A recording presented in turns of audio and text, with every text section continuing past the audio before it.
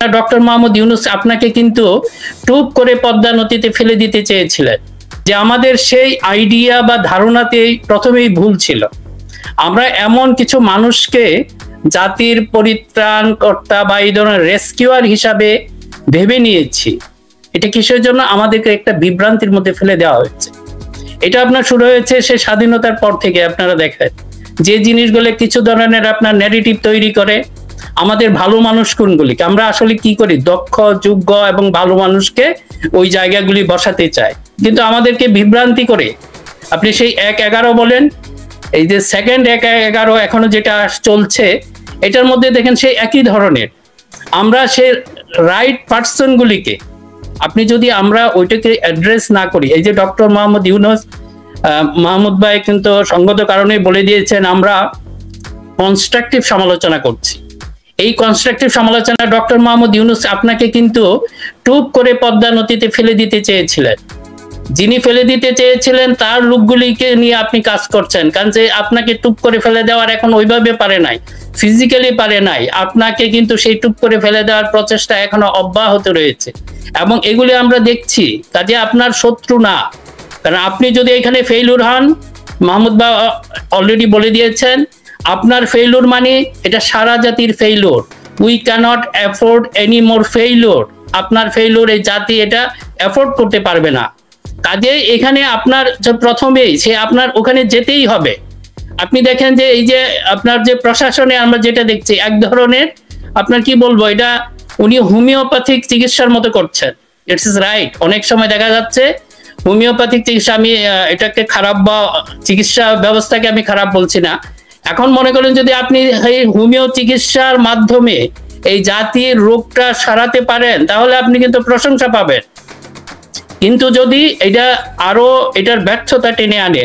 2 দিন আগে কিন্তু উনি একটা চমৎকার কথা বলেছেন যে আমার 84 বছর সারা বিশ্বে আমি সম্মানিত হয়েছি, এখন আমার এই বয়সে আমি জাতির কাছে মানে বেঈমান হতে চাই না বা তাদের কাছে দুর্নাম নিয়ে আমি মরতে চাই না।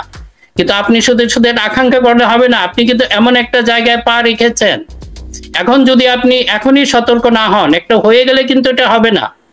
এবং প্রত্যেকটা দেখা যাচ্ছে আপনার প্রত্যেকটা নিয়োগ আমরা বারবার ইন্ডিকেট করছি, কারো পার্সোনালি আমাদের কারো প্রতি কোনো আপত্তি নাই। আমি কনক ভাই আবার বলবো একটা সামরিক বিষয় জেনারেল ওয়াকারের ব্যাপারটা বলবো একটু পরে।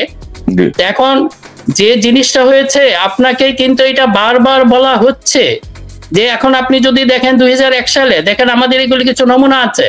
লতিফুর রহমান যখন তত্ত্বাবধায়ক সরকার প্রধান হন উনি কিন্তু প্রথম রাতে বিড়াল মেরে ফেলেছিলেন।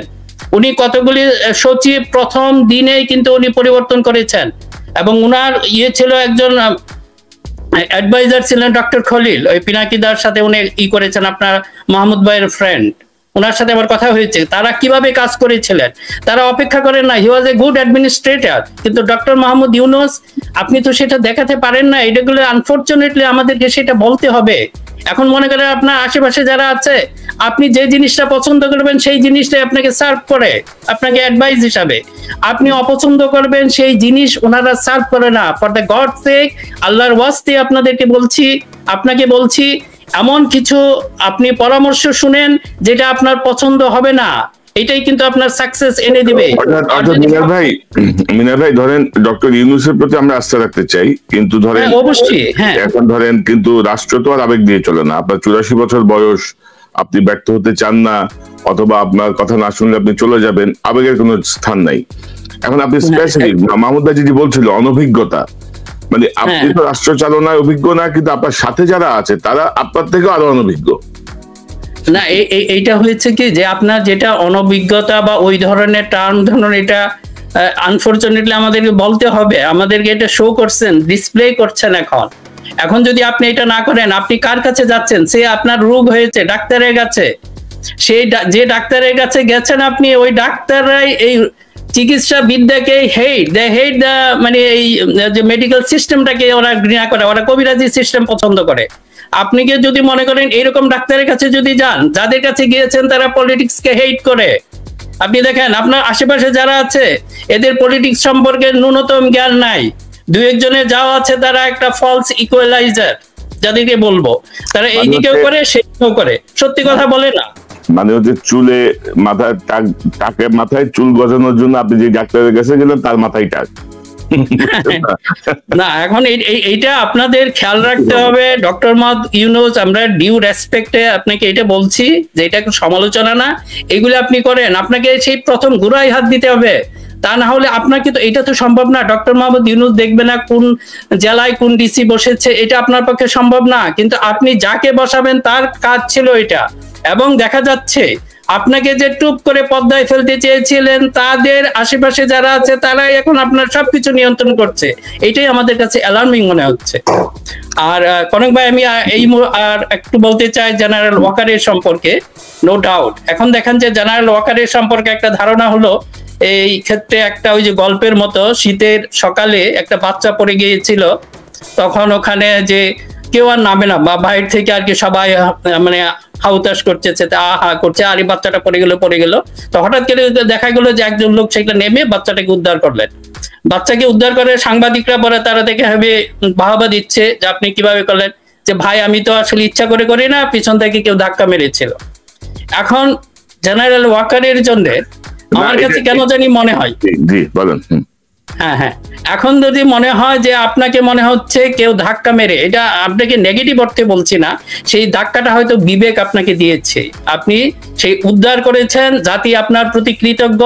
আমার মনে হয় জেনারেল জিয়াউর রহমানের পরে আর কোন সেনাপ্রধান বর্তমান সেনাপ্রধানের মতো এত কনফিডেন্স তার ট্রুপের উপরে, এমনকি সাথে সাথে জনগণের যে আপনি আস্থা পেয়েছেন সেটা আর কেউ পায় না, এটা আমাদের স্বীকার করতেই হবে।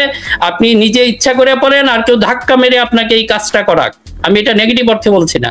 এই ধাক্কা, এই যে বললাম তো, এটা আপনার বিবেকে হয়তো ধাক্কা দিয়েছে, কাজে এটাকে আপনি প্রমাণ করুন। এখন একজন গুড অ্যাডমিনিস্ট্রেটর হিসাবে আপনার দেখেছে যে আপনার তিনটা কিন্তু সেনাবাহিনীতে তিনটা কমিশন হয়েছিল, যেটা একটা দুর্নীতির জন্য ইনভেস্টিগেশনের জন্য তিনজন লেফটেন্যান্ট জেনারেলের জন্য, একটা গুমের ব্যাপারে, আরেকটা হয়েছিল যে এক্সট্রা জুডিশিয়াল কিলিং।